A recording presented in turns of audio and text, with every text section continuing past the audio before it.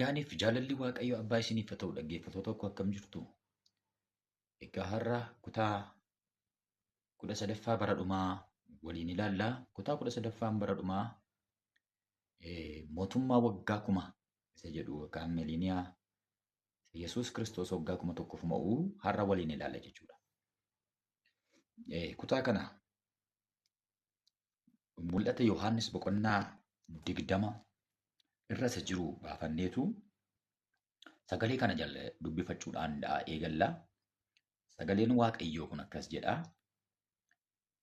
Kana booddee ergamaa banaa iddoo isa lafa jalaa sanaa fuuncaa guddaa of harkaa qabu tokko Waaqa keessaa gadi bu'uusaa nan arge. Inni bineensa akka jawwee bufa bara durii diiyaabiloos seexana sana qabee waggaa 1000 in hidhe. Waggaan 1000 sun hamma raawwatamutti akka inni deebi'ee saba biyya lafaa hin wallaalchifnetti iddoo isa lafa jalaa sanatti darbate balbalatti cufee mallattootti godhe. Isa booddee garuu yeroo muraasaaf gadhiifamuutu ta'aaf. Kana booddee teessoo fi teessotaaf warra firdii kennuun isaaniif kenname teessota sanarra taa'anii nan arge. Akkasuma immoo lubbuu warra isa Yesuus dhugaa ba'etti dubbii Waaqayyoottis jabaachuu isaaniitiif mormatti kukkutaman warra bineensichaaf fakkeenya isaaf hin sagadin gubaasaa sadda isaanii harka isaaniitti fudhatiin nan arge. Isaan deebi'anii jiraatanii waggaa 1000 Kiristoosii wajjin in mo'an. Kun du'aa ka'uu isa duraati. Warra du'an keessaa isaan kana malee warri hafan waggaa 1000 sun hamma raawwatamutti deebi'anii hin jiraanne. Namni du'aa ka'uu isa duraa kana keessaa qooda qabu attam gammadaa. Attamittis Waaqayyoof kan qulqullaa'edha. Duuni lammaffaan warra akkasii irratti humna hin qabu. Isaanoo luboota Waaqayyoo, luboota Kiristoos ta'anii isaa wajjin waggaa 1000 mo'uuf jiru. Galanni Waaqayyoof haa ta'u. Mee daqiiqaa lamaaf Waaqayyoon kadhannu. Yaa gooftaa keenya galanni siif haa ta'u. Guyyaa har'aa haala bareedaaf haala mijataa sirraa barachuudhaaf waan nu kenniteef si haa galatu. Sagalee jiraataa kana nuu ibsi. Nama si dhaggeeffataa jiru kana qalbii isaa banii fi yaa gooftaa afurri hamaan afurri seexanaa kana kan mormu immoo haa hidhamu. Dubbiin sagalee kee kun ifatti nuuf haa galu. Samiin nurratti haa banamu. Maqaa Yesuus Kiristoos hojjetaa keessa qulqulluu sanaan. Ameen ameen. Egaa akka amma dubbifanne ergamaan guddaan tokko ergamaan banaa iddoo lafa jalaa sanaa fuuncaa guddaa of harkaa qabu tokko Waaqa keessaa gadi bu'uusaa nan arge jedha. Akkuma kutaa kanaan duraa keessatti ilaalle lola Armaageediyoon itti aansee kan dhufu mootummaa Kiristoos isa waggaa 1000ti. Lolli Armaageediyoon sun akka raawwatameen yookaan gidiraasa guddaa sana keessa yeroo baanu Yesuus Kiristoos misirroodhaa wajjin yookaan immoo waldaa kiristaanaa ishee ol butamte wajjin gaafa gadi dhufu seexanaaf bineensichi yookaan raajii sobduun sun namoota walitti qabatanii laga Efraaxiis irra dhufanii Yesuus Kiristoosiin iddoo Megidoo yookaan Armaageediyoon iddoo jedhamu sanatti dachaa sanatti Yesuus Kiristoosiin akka isaan lolan kanaan dura isinitti kaaseera. Kanaaf egaa gaafa lolli sun geggeeffamu Yesuus Kiristoos billaa afaan isaa keessaa ba'uun isaan fixa. Billaan afaan Yesuus keessaa ba'u immoo sagaleedha. Sagalee isaatiin seexana mo'ata. Raajii sobaaf bineensichi sun yookaan immoo mootummaa sana yeroo gidiraa waggaa 7 inni bulchisuuniif abbaan lakkoofsa 666 sun inni saba Waaqayyoo warra Kiristoosiif ajajaman qalee fixe sun inni dhiiga baay'ee dhangalaase sun inni ani Waaqa ofiin jedhe sun fayyaatti qabamee kuufama abiddichaa yookaan abidda gahaan namitti akka darbatamu kaasneerra jechuudha. Erga isaan abidda gahaan namitti darbatamanii ergamaan kun fuuncaa guddaa tokkoon Waaqarraa gad bu'eetu seexana isa biyya lafaa joonjesse kana qabee waggaa 1000 boolla keessattidha. Boolla sana keessatti edda hidhee booddee balbalatti cufa. Balbalatti edda cufee booddee mallattootti godha. Eenyuyyuu mallattoo sana banuu hin danda'u. Mallattoo sana banee kan seexanarraa banuu hin jiru. Amma waggaa 1000tti seexanni hidhaa kee taa'a. Hafuuronni ergamoonni isaa hundumtuu hidhamu. hojii isaanii hojjechuu hin danda'an biyya lafaa irratti yeroon sun yeroo Kiristoos the golden age bara warqeedha barri sun. Bara Kiristoos dhufee lafa irratti mo'uudha waggaa 1000. Mootiin moototaa leencichi gosa Yihuudaa keessaa ka'e sun mo'eera inni jedhame sun yeroo itti Yesuus Kiristoos dhufee Yerusaalem keessa taa'ee mootummaa hundeessee qulqulloota isaa wajjin addunyaa kana bulchuudha waggaan 1,000 sun. Har'a waa'ee waggaa 1000 sanaa ilaallaa jechuudha. Galanni Waaqa jiraataadhaaf haa ta'u. Egaa taatee waggaa 1000 sana keessatti egaa Kiristoos gaafa lafarratti dhufee waggaa 1000f mo'u maaltu akka ta'u tokko tokkoon waliin ilaalla. Yeroo Kiristoos dhufee mo'u inni jalqabaa biyya lafaa kanarraa wanti badu jibbatu bada, lolatu bada, walajjeesuutu bada, billaa walitti baachuutu bada, wal qaluutu bada, aangoo irratti wal loluutu bada. Abbaa jibbaa seexanatu hidhama waan ta'eef. Abbaan jibbaa lafa keessatti hidhamee waan jiruuf namni jibbaa facaasu hin jiru. Ollaan ollaa isaan arrabsu, ollaan ollaa isaan ajjeesu, ollaan ollaa dabarsee du'atti laatu, hiriyaaf hiriyaa waliin lolanii, maatii waliin loluu, mootummaaf mootummaa jechuun hin jiru. Mootummaan kan Yesuus Kiristoos namni aangoo irratti wal falmu hin jiru. Yesuustuu namoota kiristaanota muudeetu warra kan Waaqayyoon taane akka isaan bulchan godha. Kanaaf qajeelfama wangeelaatiin seera Waaqayyootiin bulti addunyaan kun hundumtu Yesuus Kiristoos itti bula waan ta'eef isatu waaqeffama, isatu faarfatama, isatu bulcha. Waan dhibee nama rakkisu hin jiru, jibbi hin jiru, waan irratti namni wal lolu hin jiru yeroo sana. Waan irratti wal jibbinus hin jiru yeroo sana. Wal qixxummaadha waan ta'eef addunyaan kun equality bulti. Yesuus Kiristoos nama waliin caalchisu, nama hundumaa ija tokkoon ilaalee waan bulchuuf. Namni waa dhabee rakkatu hin jiru. Hiyyeessi karaarra taa'ee kadhatu hin jiru. Yeroon sun yeroo namni qabeenyaa waliin hin dhaafne, yeroo itti aangoof waliin hin dhaafne, yeroo itti namni waliin jibbine, waliin amanne, waliin hadheessinedha. Jibbatu bada yeroo sana. Jibba duukaa lolatu bada. Dhiiga dhangalaasuutu bada. Mee isa kana Isaayaas boqonnaa 2 lakkoofsa 4, Mikiyaas boqonnaa 4 lakkoofsa 3 waan wal fakkaataa dubbatu waan ta'eef isa kana sagalee Waaqayyoodhaan deeggarreetu ilaalla. Isaayaas irra isa jiru dubbifannaa. Isaayaas boqonnaa 2 lakkoofsa 4 akka kana jedha isiniin dubbisa. Inni saba gidduutti firdii kenna, saba baay'eedhaaf murtoo godha. Isaan billaa isaanii maarashaa, eeboo isaanii isatti muka qeexxaatan in tumsiifatu. Egaa sabni sabatti billaan luqqifatu, isaan deebi'anii lolan baranii. Galanni Waaqayyoodhaaf haa ta'u. Ilaala kana. Sabni sabatti billaan luqqifatu. Billaa isaanii maarashaa tumsiifatu. Eeboo isaanii immoo isatti muka qeexxaatan qottoo godhatu. Namni yeroo sana billaa namaaf jedhee hojjechiifatu hin jiru. Namni yeroo sana qawwee oomishu hin jiru. Warshaan qawwee oomishu hin jiru. Warshaan meeshaa lolaa oomishu hin jiru yeroo sana. Meeshaan yeroo sana jiru meeshaa ittiin jiraatan, meeshaa ittiin misoomanidha. Misoomaaf qofaadha namni kam sibiila tumu yeroo sana malee nama waraanuuf, ittiin nama qaluuf, ittiin ajjeesuuf, ittiin miidhuuf namni meeshaa bitu hin jiru. Namni meeshaa oomishus hin jiru. Sababiin isaa bara jibbi hin jirre, bara lolli hin jirre, bara nagaan akka yaa'a galaanaa dhangala'u barri sun bara nagaati. Mootii nagaatu lafa irratti mo'a waan ta'eef. Kiristoosan gafa nagaatu dhufa waan ta'eef.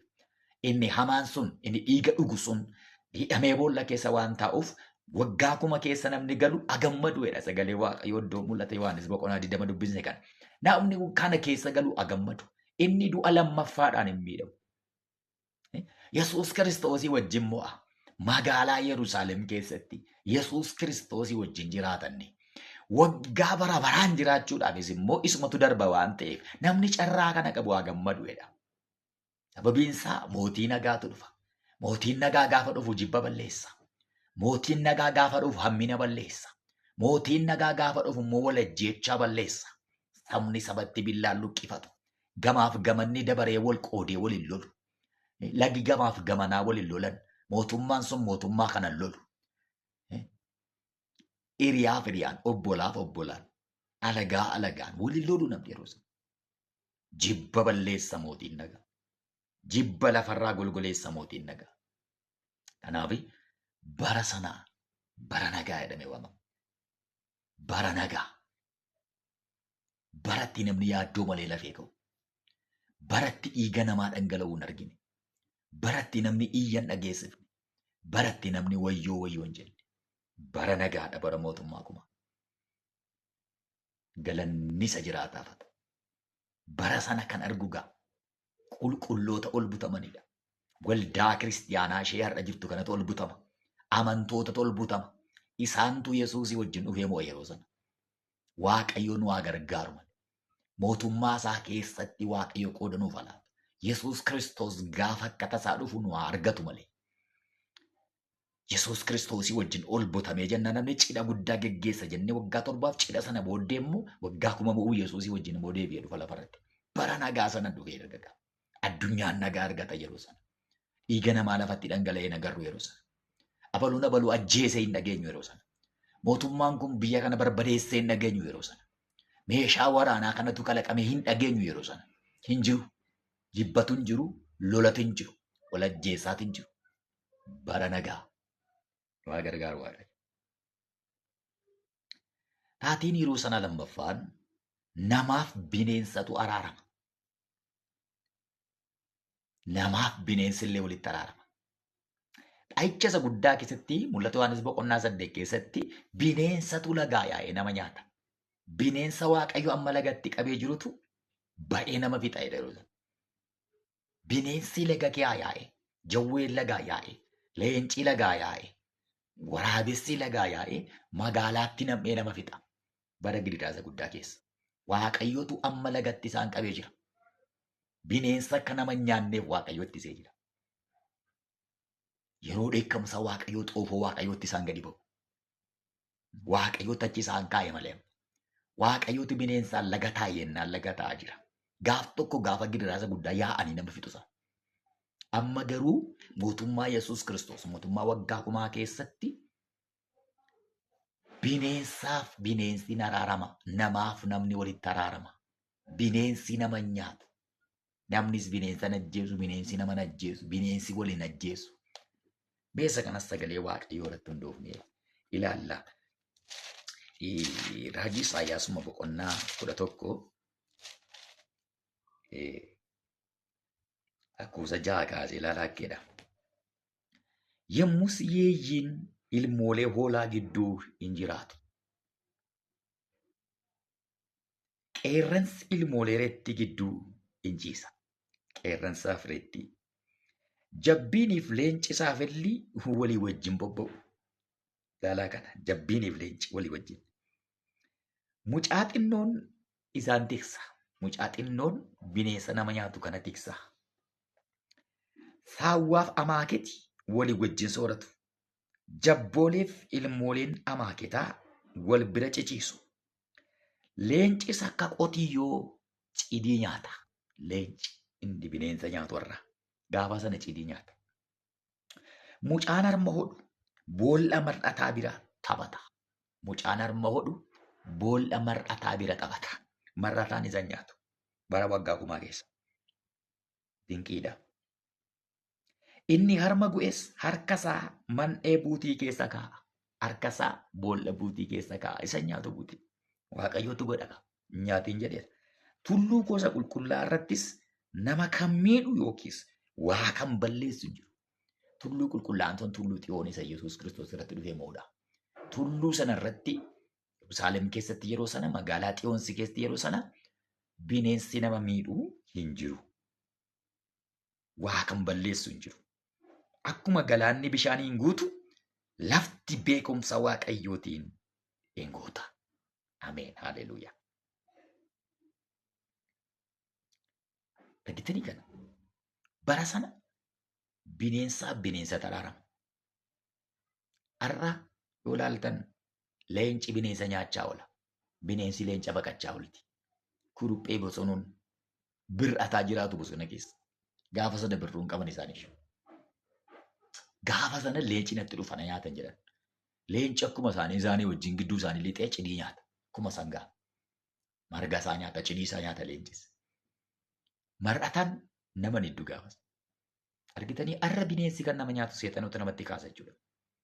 Boofti amma nama arginaan nama hidda. Namnis boofa arginaan ajjeesa. Gaafa sana namni boofa ajjeesuuf ulee barbaadu hin jiru.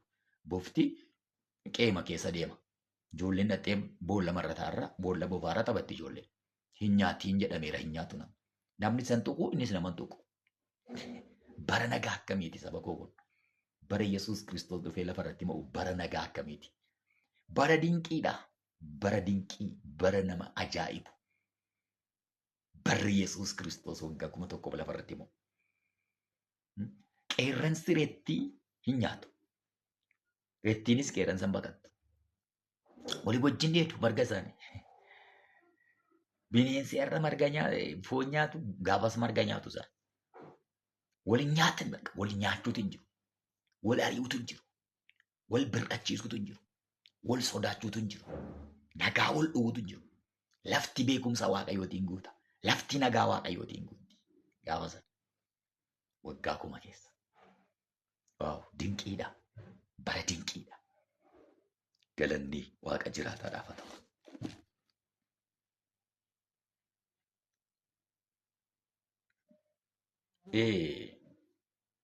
Kan biraan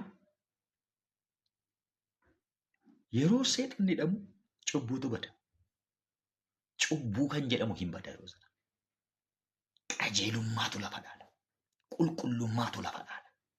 Abbaan ejjaa, abbaan cubbuu, abbaan annaa, abbaan sobaa, abbaan jibbaa, abbaan hinaaffaa, abbaan lolaa, abbaan dhiiga dhangalaasu, abbaan hawwii garaa hundi isaa seexana waan ta'eef seexanichi edda hidhame. Amalli isaa hundumtuu duukaa hidhama waan ta'eef amma lafarratti gaafas kan mul'atu amala Yesuus Kiristoos. Amala nagaa, amala gaarummaa, amala amanamummaa, amala qulqullummaa. Yesuus amala isaa wajjin dhufeetu biyya lafaa kana dhuunfata. Ispiriitiin Yesuus irra jiru sun nama dhuunfata. An seexanaa tokkollee hin jiru. Ispiriitiin seexanaa tokkollee yeroo sana hojjetu. Kanaaf yeroo sana ejjiin jiru qulqullummaan jira. Hanni hin jiru. Amanamummaan jira. Soomni hin jiru. Dhugaatu jira. Abbaan sobaa seexaniin hidhama waan ta'eef abbaa dhugaa Yesuustu mo'a gaafa sana. Namni nutu dhugaa walitti dubbata. Namni wal goyyomsu hin jiru. Namni wal sobu hin jiru. Namni wal sossobu hin jiru. Namni wal hatu hin jiru. Namni wal hamatu hin jiru. Akkam bara nagaati bara sun. Bara dinqiidha. Bara Yesuus Kiristoos moo cubbuu kan jedhamutu hin jiru. Jal'inni hin jiru. Matta'aa nyaachuutu hin jiru. Firdii jal'isuutu hin jiru. Ati alagaa ati firaan hin jiru. Namni hundumtuu ija tokko wal ilaala. Namni hundumtuu dhugaa walitti dubbata. Namni hundumtuu waliif amanama. Namni hundumtuu waliif qulqullaa'a. Abeet bara nagaa. Barri waggaa 1000 bara dinqiidha. Bara baay'ee natti tolu bara sun. Dhugaa dubbachuudhaaf. Bara dinqii keessa galtanii yoo ilaaltan. Taatee waggaa 1000 sana yeroo ilaaltan jechuudha. Yesuus Kiristoos gooftaadha. Yeroo sana egaa Gabraan qulqullootatu iddoo argata yeroo sana. Qajeelonni har'a miidhamaa jiran. Qulqulloonni har'a miidhamaa jiran. Warri har'a dhugaadhaaf jedhanii muudama dhaban. Gaafa sana muudamu. Na dhageessaa yaa nama Waaqayyo. Warri har'a sababa dhugaa dubbataniif, sababa dhugaa hojjetaniif, sababa qajeelummaa hojjetaniif waajjira keessaa kan miidhaman, waajjira keessaa kan dhiibaman, muudama irraa kan buufaman, nu wajjin nyaachuu didde jedhanii, nu wajjin hatuu didde jedhanii, nu wajjin waliin galtu jedhanii, yaa nama dhiibamaa jirtu. Gaafa sana kan muudamu warra qulqullootadha. Gaafa sana kan muudamu gaa warra Yesuus Kiristoos wajjin yeroo sana wal butamanii dhufanii mo'anidha. Muudamni kan isaaniiti gaafa. Qulqullootatu aangoo argata. Qulqullootatu saba hin amanne. Saba Yesuus Kiristoosiin utuu hin amaniin waggaa 1000 keessa galan akkuma isinitti hime utuu Yesuusiin hin beekin kan 1000 keessa galan jiru. Gidiraa guddaa akka keessaa baraaramanii du'a keessaa hafanii cabbii kiloogiraama 60 ulfaatu sana irratti bobbu'ee tulloonni jijjiganii isaan keessaa kan hafan jiru. Namoonni hedduun kan hafan jiru. Warri hafan sun seexana waaqeffachaa turan. Warri hafan sun qaxxitaa waggaa 1000 keessa galu dhaqanii. Jibba sammuu isaanii keessaa bada. Malee Yesuusiin hin beekan. Hin amanne Yesuusitti. Waggaa kuma booddee gaafa seexanni dhufu isaan ammas deebi'anii goyyoomu waan ta'eef. Warri ol butaman sun seexanni yeroo Googii Maagogii walitti qabatu isaan goyyomsuu hin danda'u. Isaan kana garuu hin goyyomsa. Utuu namaniin dhufan sila jiru. Utuu namanii Yesuus Kiristoos jala gala waan ta'eef. Utuu namaniin mootummaa waggaa kumaa keessa gala waan ta'eef isaaniidha kan goyyoomu. Galanni gooftaaf haa ta'u. Na qulqulloonni aangoo argatu yeroo sana isaan irratti. Ameerikaa irratti, Awurooppaa irratti, Eeshiyaa irratti, Afrikaa irratti, biyyoota adda addaa iddoo namni jiraatu hundumaa irratti Yesuus Kiristoos Yerusaalem ta'e addunyaa kana bulchaa waan ta'eef qulqulloonni immoo muudamanii deemu jechuudha. Muudamanii biyyoota adda addaa dhaqanii bushu. Barri sun bara qulqullootaati. Kan biraan waggaa kumaa keessaa du'aaf dullumatu hin jiru. Bara waggaa kumaa keessa du'aaf dullumatu hin jiru. Akkuma bara Maatusaalaa akkuma bara Addaan booddee umuriin namaa dheeratu sana barri sun bara umuriin namaa dheeratudha. Namni wolora, namni baay'ata lafarratti dhukkubni hin jiru. Akka ammaa faabrikaatti dhukkubni adda addaa oomishamu koronaa vaayirasiin HIV'n Iboolaa inni jedhamu hundumtu oomishamee kalaqamee seexanaan qindaa'ee namatti gadhiifamu bara sana garuu dhukkubati hin jiru. Dhukkubni nama miidhu hin jiru. Sababiin isaa Illuminaatiin yookaan immoo hawaasi golgaduu ba'aa warri 666 nu kottu jechaa jiran kuni karoorri isaanii addunyaa haaraa hundeessuu keessatti kan isaan barbaadan namoota baay'inaan xiqqoo ta'an barbaadu isaan. Namoota baay'inni isaanii xiqqoo ta'e. Lafti kun nun geessu qabeenyi lafarraa nun ga'u yoo namni xinnaate malee jedhu isaan. Namoota dhukkubaan, beelaan yookaan lolaan dikriizii godhaniitu riisoorsii inkiriizii gochuu barbaadu isaan. Riisoorsii baay'atee namni yoo xiqqaate nu mijata lafti kun jedhanii waan yaadaniif dhukkuboota garaagaraa kalaqanii gadhiisu. Yesuus Kiristoos immoo riisoorsii natti hanqateen jedhu. Dhukkubi hin jiru yeroo sana. Maddi dhukkubaa seexana waan ta'eef. Dhukkuba isaa fudhatee gaannam keessa boolla lafa jalaatti waan hidhamuuf seexanni bara sana namni dhukkubsatu hin jiru. Namni kichuutti du'u hin jiru. Namni akka tasaa du'u hin jiru. Namni balaadhaan du'u hin jiru. Namni baay'ee umurii dheeraa jiraata yeroo sana. Wolora bakka umurii dheeraa jiraate bara waggaa kumaa keessa nama. Qulqulloonni butaman actually qulqulloonni butaman sun already isaan qaama jireenya bara baraa keessa galuun dhufanii lafarratti mo'u waan ta'eef isaan jijjiiramaniiru waan ta'eef hanan dubbataa jiru warra Kiristoositti amaniin dhufanii mootummaa waggaa kuma keessa galanidha malee warri sun hindu'an isaan jireenya bara baraatti darbu waan ta'eef. Warri garuu seexana duukaa gaafa inni deebi'ee hidhaadhaa hiikamu seexana deeggaranii ammas gataman sun isaan hundullooman yeroos isaan hundu'an yeroos umurii dheeraa jiraatan namni yeroos galanni waaqayyoodhaaf haa ta'u.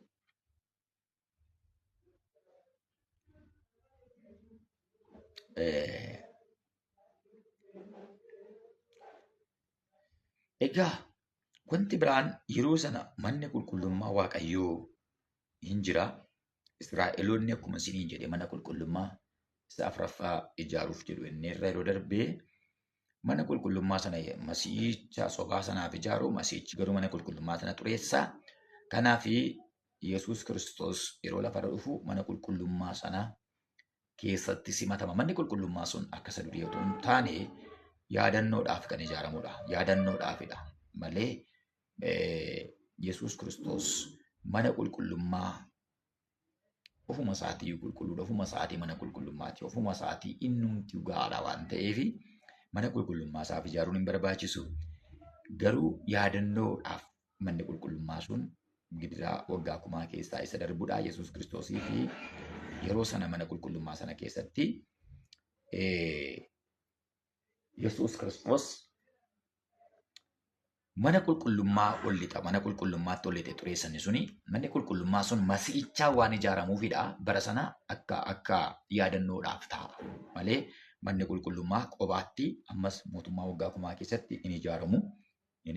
Isa yeroo gidiraa isa guddaa ijaaramedha. Galanni waaqayyoodhaaf haa ta'u. Egaa taatiin waggaa kumaa kun erga xumuramee booddee seexanni ammas iddoo itti hidhamee deebi'ee akka hiikamu sagalee Waaqayyoo ammas hin dubbata. Mul'ata Yohaannis boqonnaa 20 lakkoofsa 7 kaasnee olaallekeedha. Waggaa kumni sun yommuu raawwatamu seexanni iddootti hidhamee ture gadi hin dhiifama. Inni saba golee lafa arfan keessa jiran Googiin Maagogiin gowwoomsuudhaaf lolaaf walitti isaan qabuudhaafis hin ba'a. Lakkoofsaanis akka cirracha galaanaati. Isaan kun lafa bal'aatti ba'anii buufata warra Waaqayyoof qulqullaa'anii mandara jaallatamtu sanas hin marsan. Garuu ibiddi Waaqa keessaa bu'ee isaan fixe. Seexanni inni isaan gowwoomses kuufame biddaa fi dhagaa boba'u lafa bineensichaaf raajiin sobduun sun jiranitti gadi darbatame. Isaan bara hamma bara baraatti halkaniif guyyaa dhiphifamuuf jiru. Ameen. Haleluuyaa. Argitanii egaa gidiraa inni guddaan yeroo xumuramu seexanni lafatti hidhame sanaa hiikama. Yeroo xinnoodhaaf biyya lafaarra dhufamas deebi. Boolla keessaa gaafa ba'u saba utuu hinamanii mootummaa bara baraa keessa galan sana warra waloree baay'ate sana biyyi adda addaa jedhamanii biyya Ameerikaan, Awurooppaan, Eeshiyaan, Laatiin Ameerikaan, Afrikaan ardii kana hundumaa irraa namoota walitti qabata. Googiinniif Maagoog jedha. Mee waa'ee Goog Maagoog maanni warri jettanii fi ishee kana isinii ibsuun barbaada. Lolli Googiif Maagoogiin kun maanni Hisqeel boqonnaa 38 fi 39 Goog isa biyya Maagoog jedha. Roosh Meshaaqiif Tubaal jedha. Goog biyyoota gara bitaa baay'ee walitti qabatee Israa'el loluuf dhufaa jedha Hisqeel. Yeroo Israa'el lolatti boqottee ciiftu dhufee irra ba'a. Biyya diigamtee ijaaramtetti kaata jedha. Israa'el erga boojuu Baabiloon deebi'anii bara baay'eedhaaf tamsa'anii biyyoota addunyaarra faffaca'anii jiraachaa turanii garuu bara 1948 akka deebi'anii Teedroo Heerzel akkan Tsiyoonizim jedhamuun ijaaree yeroo darbee kaasneerra kana. Egaa Googii fi Maagoogiin walitti qabata jedheetu biyya deebitee ijaaramte kana jedha. Mee maanni Googii fi Maagoog keessa isaan wantoota kana ilaaluun gaariidha. Uumama boqonnaa 10 lakkoofsa 2 irratti Maagoog, Meeshaaq, Tuubaal ilmaan Yaafeet ilmaan Nohiiti. Isaan kanatu seenaa baraa isa duraa 1:5 irratti dabalamee jira. Akkasumas Hisqeel keessatti 38-39 Yaagoog hangafa Roosh, hangafa Meeshaaq, hangafa Tuubaal asirratti ka'eera jedha. Egaa Goog kan jedhamu immoo seenaa baraa isa duraa 5:4 irratti ilmaan Ruubeen keessaa ilma Sheme'aati. Maagoog Goog inni jedhamu. Akka Hisqeelii fi Yohaannis raajanitti Goog kan jedhu kun hoogganaa yookaan bulchaa biyya Maagoog jedhu. Namoonni hedduun akka barreessanitti Maagoog the prince of Rosh. Rosh kun immoo Goog. Rosh is the old name of land of Russia. Rosh kan jedhu kuni yookaan Goog kan jedhu kun Raashiyaadha. Moscow the capital of Russia's name of Meshach. Moscow immoo Meshach. Tubaal is the capital of Siberia. Gosti kun jalqaba gara Noorzii yookaan Raashiyaatti godaananii achitti saba guddaa akka ta'antu barreessu jechuudha. Maagoog is a combination of African Arab tribe. Maagoog immoo Afrikaaf Arab wal keessadha. Gomer is Germany, Persia, Iran, Kush, Ethiopia, Punti, Libya. Goog and Maagoog warra jennu warra kana jechuudha. Warra kanatti walitti dabalameetu Googiif Maagoog jedhamu.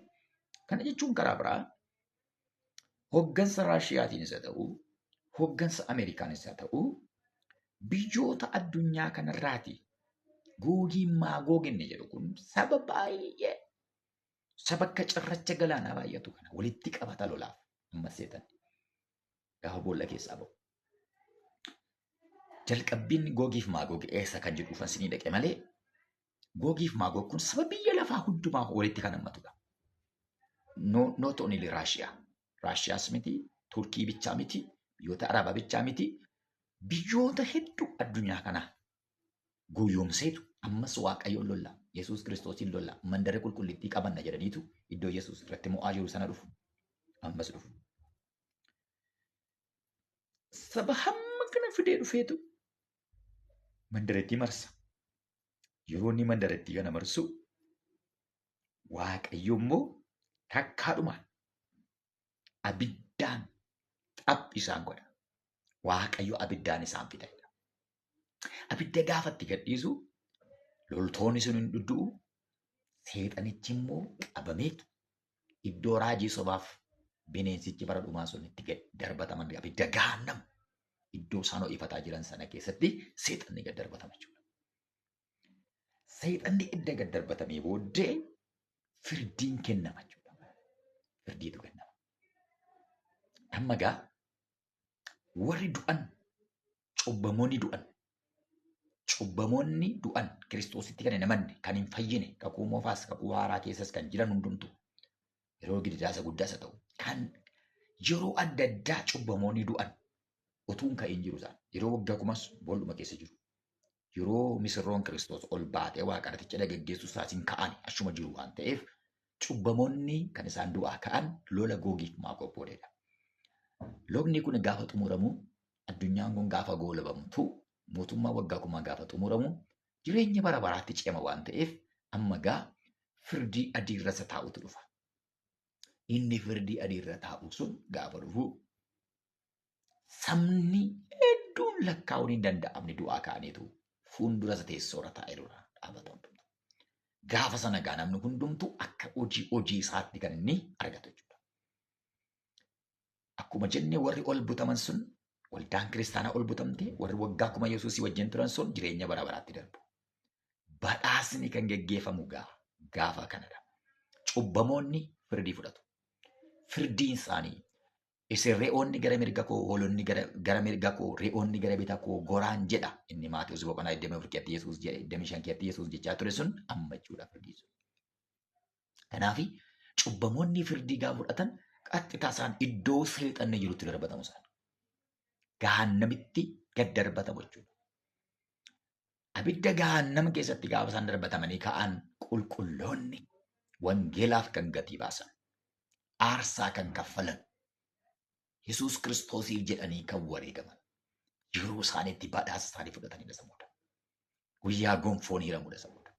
Hundumtuu akka hojii isaatti Yesuus fideen dhufa jedhe sana gonfoo fudhata jechuudha. Kana booda waaqa haaraaf lafa haaraatu dhufa. Achirratti Yesuus Kiristoosii wajjin mootii isaanii wajjin gonfoo isaanii fudhatanii mana isaaniitti hundumtuu akka hojii wangeelaaf hojjeteetti yeroo itti badhaasa fudhatee yeroo itti gonfoo fudhatee Yesuus Kiristoosii wajjin jireenya bara baraatti dabarruudha jechuudha. Biyyi lafaa kanaan xumurama. Kutaa tokkotu nuuf jireenyi bara baraa maal fakkaata? Yerusaalem ishee haaraan ishee waaqarraa guutuu maal fakkaatti? Isa akka immoo kutaa itti aanutti ilaalla. Kutaa 14ffaatti. Waaqayyo gooftaan waan dhaggeeffattaniif isin eebbisu. YouTube kanaaf namoonni haaraa taatan subscribe gochuun dagatinaa like comment godhaa waan isin hin galle mootummaa yookaan bara dhumaa kanarratti barumsaan barsiisaa jiru kana tokko kaatanii yoo hordoftan baay'ee bareedaadha. Waan gaaffii isinitti immoo naa barreessaa. Waliin ilaallaa waliin mari'ataa deemna waan ta'eef warra isinitti tole immoo namoota kaaniif share gochuun dagatinaa. Waaqayyo gooftaan isin eebbisu eebbifamtaniitu.